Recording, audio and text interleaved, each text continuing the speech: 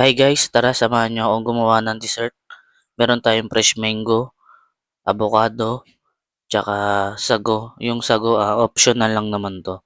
Pwede naman kahit di nalagyan. Meron tayong condensed tsaka all-purpose cream. Tapos, icha-chop ko lang tong mango. Kung hindi naman kayo mahilig sa avocado, pwede naman yung mango lang. O kaya hindi naman kayo mahilig sa mangga, avocado at sago, okay na rin. Sa akin, pagsasama ko, masarap din sana kung lalagyan natin ng saging, yung lakatan. Masarap din 'yon. Kung ayaw niyo ng sago, saging na lang na lakatan ang ipalit niyo. Ika-cut ko lang siya ng pie square, gano'n din sa avocado.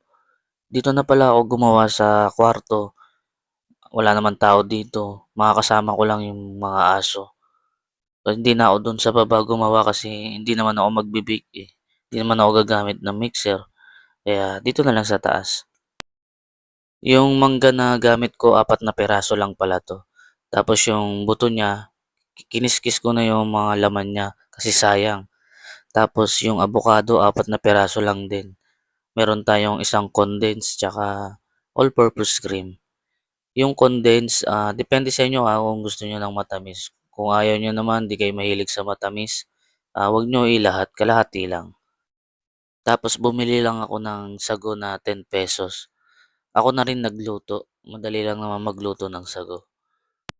Pagkatapos kong i-cut 'tong mango tsaka itong avocado, next na gagawin ko paghahalo ko yung condensed tsaka yung all-purpose cream, imi-mix ko siya parehas.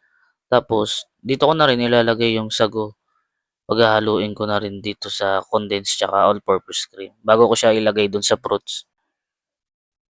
Ayan, nilagay ko muna yung sago dito, hahaluin ko lang muna siya tapos ilalagay ko na dito sa fruits. Bale nagdalawang lagayan pala ako kasi aapaw pala siya 'pag binuhos ko lahat. Pagkatapos ko dito ilalagay ko siya sa freezer o kaya sa chiller. Sa'kin nilagay ko sa freezer, pero okey naman siya, 'di naman siya gano'n katigas.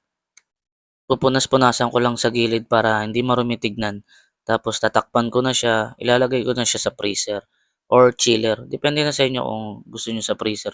Sa'kin sa freezer ko ilalagay. Dito ko na tatapusin yung video guys, maraming salamat sa panonood. Ingat, ba-bye.